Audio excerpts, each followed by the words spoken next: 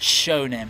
The type of anime that probably brought the most people into this rabbit hole. So much so that a lot of people clueless about anime might think that that's all the medium offers. While that's a big mistake on their part, I do think that even if we were to look at just anime for the shonen demographic, you'll find a whole spectrum of genres and themes to like. There's just so much the world of shonen has to offer, and my job for today's video is to share what I think are 30 of the best ones the current century has given us. Just keep in mind, I'm not going to be including any romance anime in this since I plan to make a whole different video for that.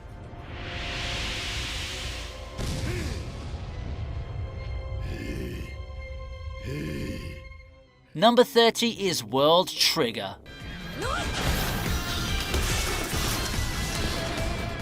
World Trigger may seem to be a curious way to open our list of top shonen anime. Well, it feels great to feature some underrated goodies once in a while. What's World Trigger got that makes it special? I'd say it's the battles and the world building. World Trigger takes place in a very interesting setting with a lot of things to make you eager to know more. Pair that with an interesting set of characters and battles which emphasize strategy instead of the usual power-up spamming you see in shonen, and you have yourself a unique experience in shonen. Parts of the anime's first season are admittedly quite slow to get through, which I feel contributed to its lack of popularity. Along with the same season taking up over 70 episodes, it's not hard for me to see why its current status is as an underrated gem. Stick with World Trigger though, and the reward makes the journey worth it. Next up at 29 is Spy Family.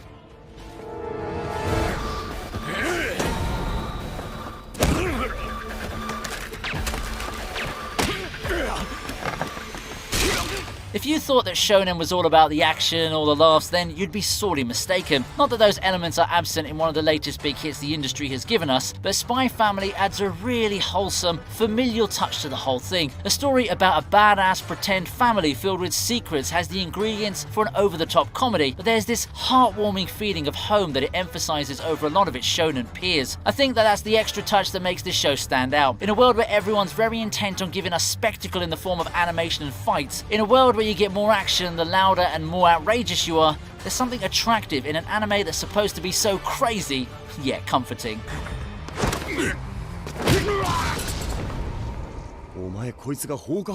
28 on the list is Black Clover.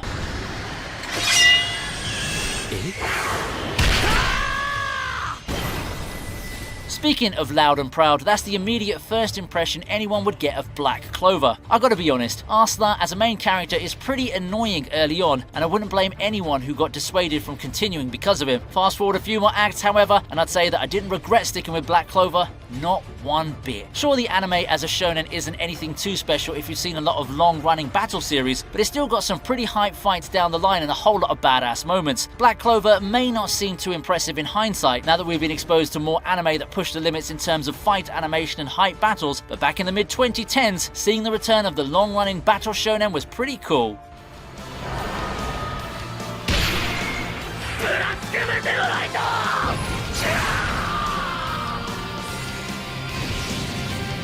If you prefer the spicier side of shonen, however, you can give Food Wars a shot.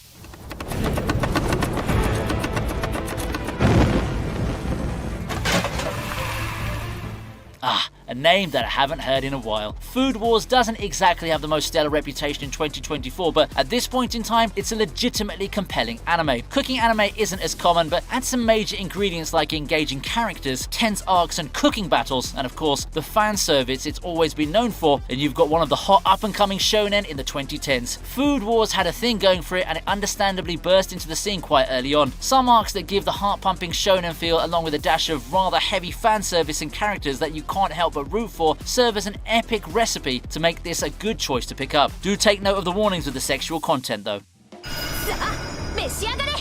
Firstborn's anime finds its way to number 26 on the list, Hajime no Ippo.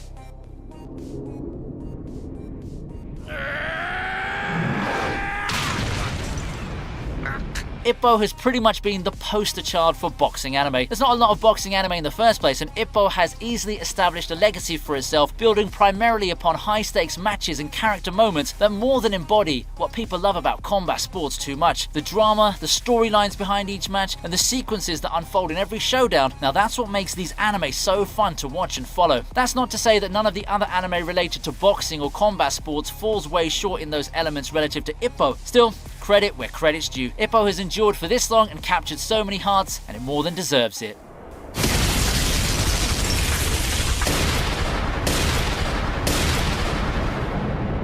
Let's take a look back at some classics for number 25, Dororo.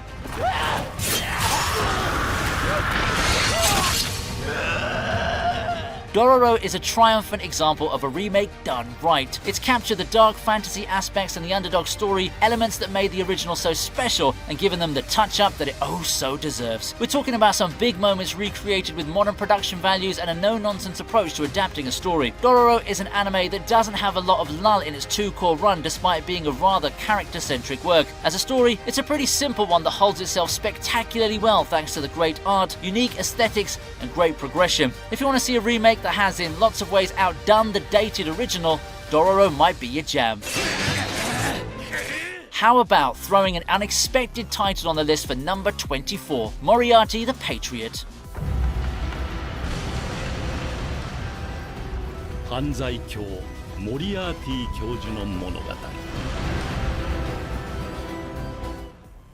Now, here's a show I didn't really hear anyone talk about, even back when it was airing. Moriarty the Patriot comfortably sat in its niche territory. Understandable given what was in the chart that season. Little did people know that a season headlined by Jujutsu Kaisen and a Haikyuu season was this underrated gem that looks to introduce anime fans to Sherlock Holmes while shedding new light on the literary classic. It's a quite edgy and thrilling game of cat and mouse, with fans having compared it to Death Note at times. Now, if you're a fan of Sherlock Holmes, this anime is a must-watch. Otherwise, feel free to still give it a shot, especially if you have a thing for crime fiction stories. The battles of wits will keep your eyes glued to the screen for over 20 episodes of good stuff. Hell's Paradise is in at number 23.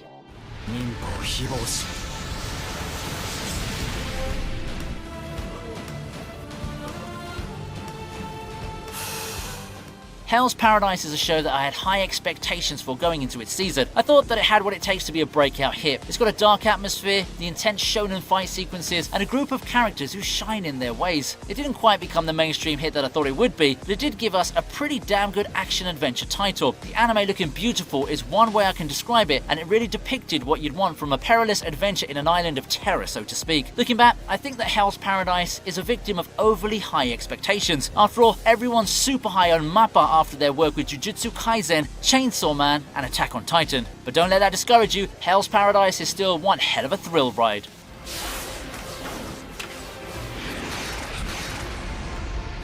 At number 22 is My Hero Academia.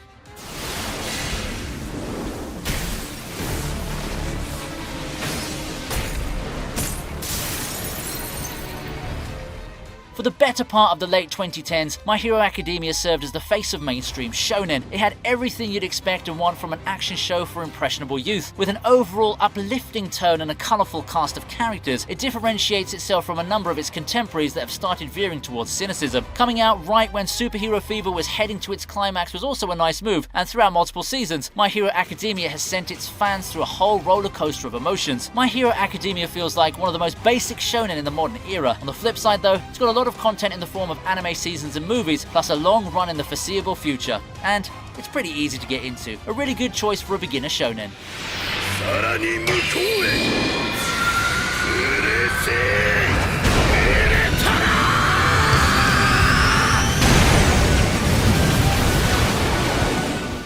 Right, next, at number 21, we take a look at Blue Lock.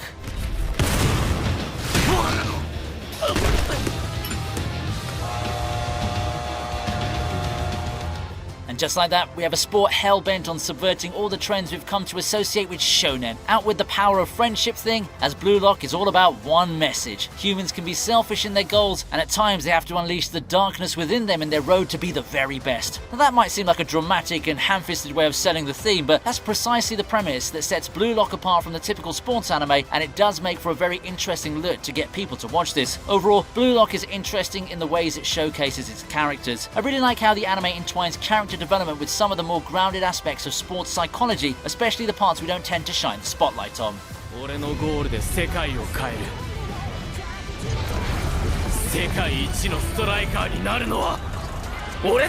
How about a thrilling mystery to shake things up a bit? Promised Neverland is number 20.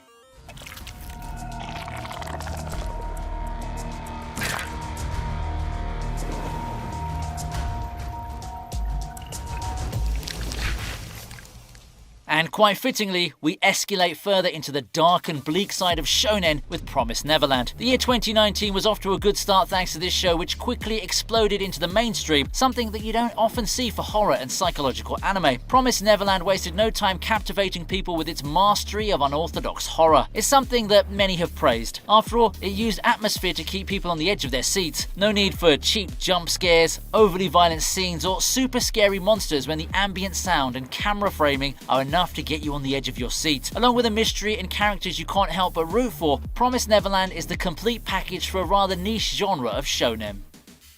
自由になろうよ。一緒に生きよう。ピーター・ラートリー。2019, however, truly belonged to Demon Slayer, our number 19th entry.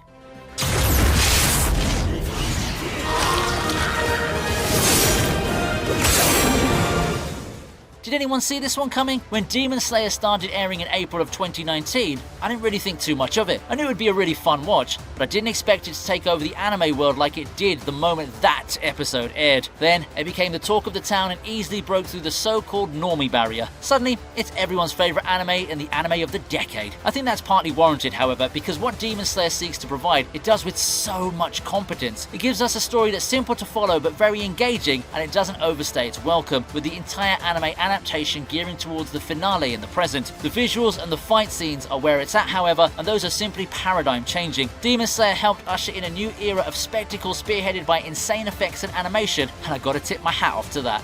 あの娘を食って取り込めば私も太陽を克服できる 18th may come as a surprise to you. It's Astra Lost in Space. あいつ俺が行く Space survival drama may not be the genre that people think of when mentioning shonen anime, but I'd like to introduce you to this underrated 2019 show. What Astra Lost in Space does so well is how it draws out the emotions and feelings that you'd associate with a story about drifting from planet to planet in space. You'd get to know these main characters well and relate to them as they battle through harsh conditions in their bid to get home. The visuals are likewise pretty good, and if you're a gamer and fond of sci-fi survival games with a focus on adventure and exploration, you'll feel right at home with this anime.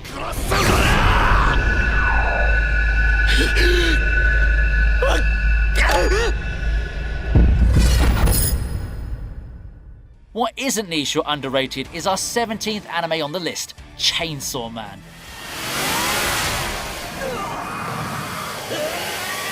In a lot of ways, Chainsaw Man epitomizes what I think is the general vibe that the public responds to these days with action anime. A dark theme that's not afraid to show the rather deranged side of humanity. Plus, you've got the violent and high-octane fights depicted in all of its uncensored glory. Chainsaw Man is a show that's not afraid to show the carnage and the degeneracy in its full bore and throw those things aside some undeniably amazing visuals to have one of the biggest hits in recent memory. On one hand, Chainsaw Man's hard leaning towards being R-rated and the more uncomfortable aspects for those not well versed in the fandom means that it will never be as mainstream as things like Demon Slayer. But on the other hand, it does give a very specific niche that it can call its own.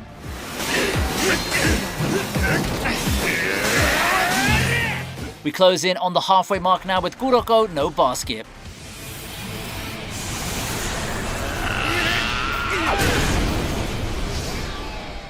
A fun game I had a decade ago was asking anime fans for an example of basketball anime. The answer, whether it be Slam Dunk or Kuroko, will easily give away their age. On a related note, it just shows how much of a landmark Kuroko has been in the world of sports anime in the 2010s. 3 seasons, multiple movies, and side stories. Along with another show that we'll be featuring soon, it served as the face of sports anime in its era. Kuroko is all about the flashiness, the epic anime logic scenes depicted in the basketball games. Does this make for a realistic show? Not really, but that's not exactly the point when its main goal is to dazzle fans and get them in awe, all the while providing some ample character drama that helps push its already charismatic and lovable group of characters. It's an entertaining watch whether you like basketball or not. The games are nothing short of thrilling if you can place your expectations right.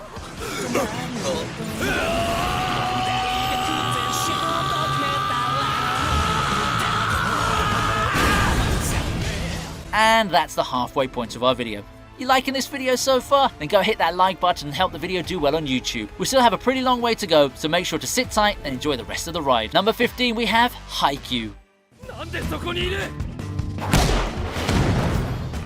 And here's the other face of sports anime in the 2010s. If basketball isn't your thing, maybe volleyball is, and that's what Haikyuu's here for. In a lot of ways, the two were compared against each other back in the day, and for good reason. Both are sports shows that aim to provide some similar treats for our sports-loving anime fans. Both have the shonen staples in terms of plot and character growth. Where Haikyuu shines though is in its plot, with it's taking its time in showing the growth of our characters and team. It does make for a much more immersive watch if you're here for the drama and the development as opposed to the flashier and more thrilling matches that Kuroko provides. Both sports anime are great and can be watched as complements to each other. They offer similar things with a slightly different focus for anime fans out there. We move on from the 2010s and into the 2020s with this number 14 entry, Summertime Render.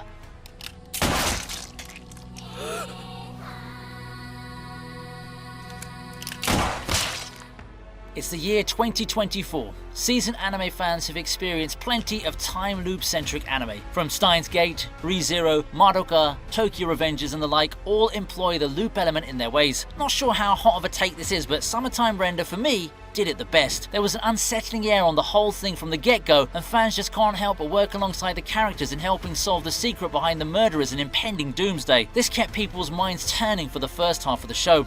Then, I love how the anime did a genre shift towards battle shonen in the middle for an exciting finish. Once the mysteries have been dealt with, it's time for the humans to fight back. The battle of wits incorporated with time loops as the anime headed towards the home stretch was truly a highlight for me.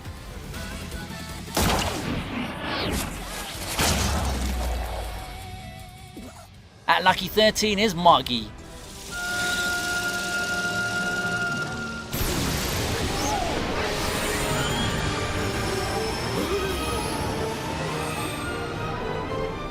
For me, in the 2010s, Magi epitomizes what an adventure anime should be. I didn't know that this show, which started out being about exploring dungeons and looking for magic artifacts, would end up giving me one of the more complete experiences I could ask for in a shonen. It's got no shortage of action and interesting powers, but what sets it apart from its contemporaries at the time was how it emphasizes its worlds. Its vast world really let the fans see a varied spectrum of cultures and philosophies, and along with the political aspects that are entwined with the spiritual adventure, it was a great anime that I'd readily recommend to anyone at the time. Even in the present, Magi remains a good watch. The story's incomplete unfortunately, with it only lasting 2 seasons, and having read the manga however, I'm glad that we got the best parts of the series animated.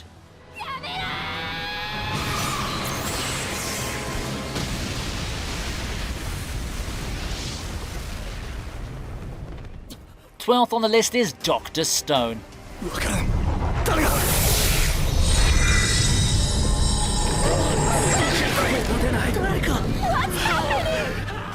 And if you liked exploring the world aspect of Magi, you'll be in for a treat with Dr. Stone. Incorporating science, a little bit of action, and the wonder of exploring a whole wide world for discovery are the things that epitomize Dr. Stone in my opinion. There's always something new and interesting for you to uncover in this anime as it takes you through many different frontiers. Dr. Stone may not be the most hype or have something so noteworthy in terms of visuals, but one thing I give it props for is its consistency. It keeps you interested while slowly building up to both the endgame of the arc and the overarching mystery in its story.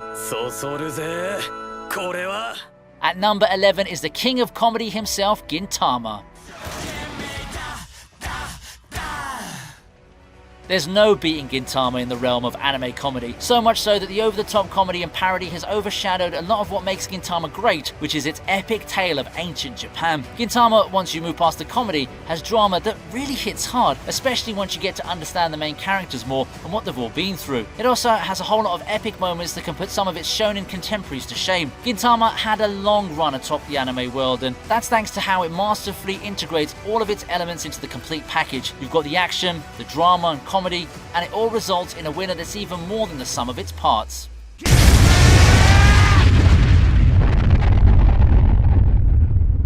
JoJo kicks off our road to the top 10.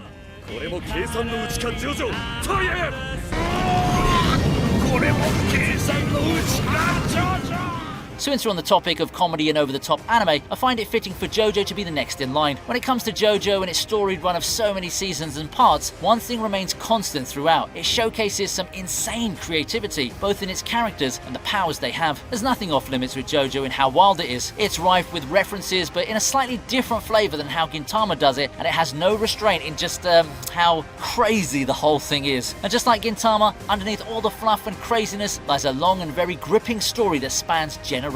Sticking with it will be one of the best decisions you've ever made.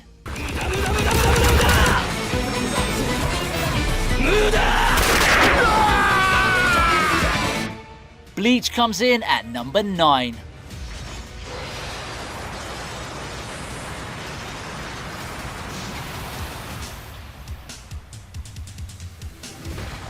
Bleach will always have a place in my heart for how it helped me push deep into the anime fandom. It had this kind of cool, stylish edge that you just don't see that often for shonen shows back in the 2000s. Middle school me thought it was the coolest thing ever due to being a shonen that has more mature characters and an overall vibe that's more serious and an outlook that's less on the nose with optimism. It took several years for me to realise that there's so much to unpack from Bleach once you look past the cool fights. It's quite strong in terms of themes, and every major character has an underlying philosophy behind the way his or her story unfolds. Having none of that in your face as much as the typical shonen fare made me appreciate Bleach more as I grew older. Or maybe it's just recency bias due to how amazing of a return 1000-Year Blood War has been. Either way, Bleach has spent the 2000s rocking the anime world for a reason, and you might love it if you're one of the newer fans introduced to the medium through Jujutsu Kaisen or Demon Slayer.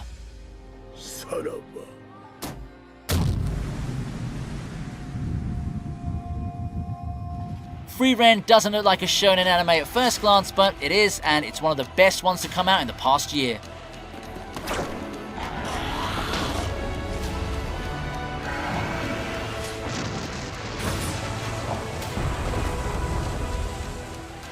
If there's one thing that can be Frieren's claim to fame, it's how it pushes you to hit that pause button on your hectic daily life. Stop for a while, sit down, and reflect on the journey you've had so far. It's when you can start noticing the important things often lost in the hustle and bustle of our lives or salarymen or students. Frieren isn't something that can provide screenshots or clips of flashy effects that make Twitter, or should I say X, go wild, nor is it something that makes you rush over to your friends to talk about something so hype. What it provides is a very nuanced take on the fantasy genre, and for those who prefer such stories, then this anime is a godsend. Add that to the god-tier production values in the anime adaptation, and it's super easy to see why Frieren quickly became the talk of the town ever since it started airing. This kind of relaxed, introspective experience lets you reflect upon the beauty of the world and how we live our lives. This isn't something you'll get every day.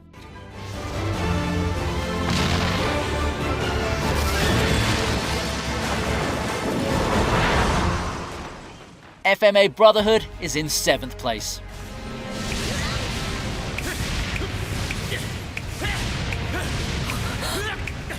I find it interesting that when I started out watching Magi, FMA Brotherhood is one of the comparisons I've been given. In a lot of ways, it's true. A lot of what I praised Magi for, such as the vast world and emphasis on various philosophies and worldviews, all apply to FMA Brotherhood. But everything's done a bit better in this one, and the show really goes all the way with how it dives deeply into its characters, their dynamics with one another, and how their worldviews clash and support each other. FMA Brotherhood does feel like one of the more mature shonen out there with how it handles its themes and how it's devoid of fan service, all while being grounded or not trying to be too dark or edgy. It's one of the best choices to get you started in the anime world.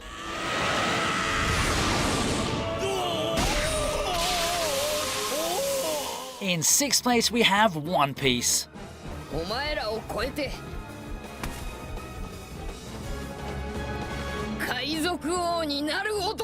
One Piece has been around for over 2 decades already. With a run that long, you'd expect things to peter off and just start dragging out. Against all the odds though, the adventurers of the Straw Hats remain so engaging to watch, and that's a testament to how great One Piece is, specifically its world that allows for infinite possibilities. Despite looking like you've seen it all, One Piece continues to surprise you with the twists and turns it takes for each arc. A really cool thing is that One Piece has likewise evolved with the times. In this era where anime fans are more enthralled with the eye-popping animation from UFO table shows and the like, One Piece has likewise upped its game in terms of depicting some of the most important fights in the recent arcs. One Piece may not be something you'd reasonably catch up on episode by episode, but getting yourself up to speed by watching old highlights seems like a good way to start your journey with this one.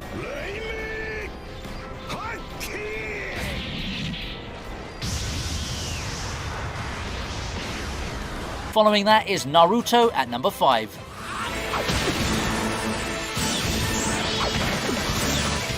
There's no denying Naruto is the anime of the 2000s if we're talking influence and legacy. It was a cultural phenomenon, much like Demon Slayer was as we entered the current decade, and I dare say Naruto was even bigger in some aspects. A lot of that has to do with how cool and novel the idea of supernatural battle anime was in those days. Add to that a frankly endearing cast of characters, an underdog story that's decently done, and long arcs filled with more and more intriguing enemies and powers, and you have this phenomenon that swept through the globe in the 2000s. To be fair, I think that a lot of Naruto has aged well to this day. The character writing may be a bit hit or miss looking back, but when it comes to the awesome moments, the cool or dramatic ones that will really leave a mark in your memories, Naruto always hits a home run in those.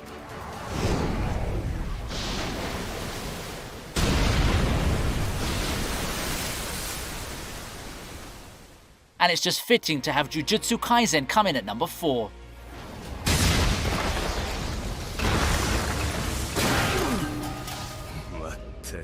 Welcome to the present era. In a lot of ways, it feels like Jujutsu Kaisen is the culmination of over 2 decades worth of supernatural battle series, taking some of the awesome parts of each and putting them together to create the perfect product to take over the anime world. These days, you do need to stand out, and it does so with astounding fight scenes, all while peppering the newer generation of anime fans with some awesome character work. The relationship between Yuji and Sukuna is something 2000s kids would have seen before, but the way Jujutsu Kaisen made it work still makes it pretty fresh, especially to the newer, more impressionable generation of fans. Jujutsu Kaisen has pretty much all you want out of a battle shonen involving the supernatural. It also helps that even it can get messy at times, and it still doesn't have the level of graphic violence that might tune people out, nor does it have the awkward fan service that a lot of the boys anime from the 2000s to the 2010s are full of. It truly is an unexpected hit, a perfect getaway for those looking into supernatural battle anime. But if all the fighting's tired you out, number 3 has none of that. After all, the battle of brains reigns supreme in Death Note. When I first encountered Death Note in the 2000s, the whole thing felt revolutionary. The whole premise was easy to grasp, even for a young middle schooler like me at the time. I never thought that anime could be a means of such strong social commentary back then, but Death Note proved me wrong. Sure, there are aspects of the show that can feel juvenile, befitting for its target demographic, but its overall themes about criminal justice and morality still hit hard to this day. I really credit Death Note for leading me to enjoy other pieces of media like the Persona games and Psycho Pass due to their thematic similarities. Overall, I think that Death Note is one of the shows that we should revisit once in a while, thanks to how its themes have become even more relevant. It truly showcased anime's potential to be socially relevant, and that's something that I'll always like about this show.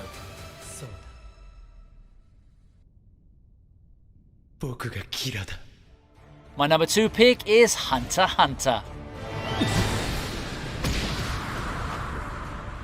There are so many things that I can praise about Hunter x Hunter. Whether it be the original version or the 2011 one, the plot's great, and so is the very creative way the characters and powers were crafted. It also showed some great versatility in moving the plot from the Hunter exams to the Zoldyck family drama to what many consider to be one of the best anime arcs to this day, Chimera Ants. From adventure to gripping questions about one's purpose, Hunter x Hunter has no shortage of that. Hunter x Hunter served as an important pillar of shonen back in the 90s, and it came back to do the same in the 2010s. Truly a remarkable example of an action-adventure series done right. Are you surprised that Attack on Titan finds itself at the very top of the list?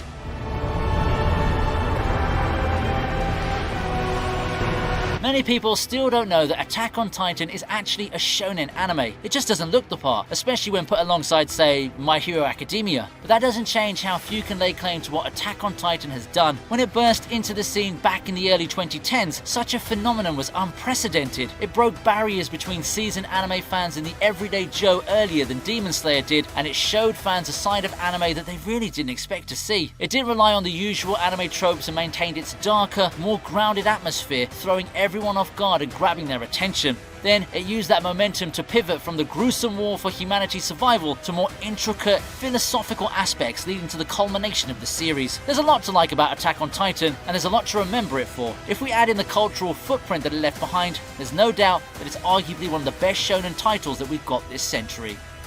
Do you think that Attack on Titan deserves its spot on top of this list? Tell me what you think in the comment section. Feel free to also throw in some shonen hits you feel deserve more love. Thanks for watching, and I hope that you had fun counting down those 30 shonen titles with us. I look forward to seeing you in the next video.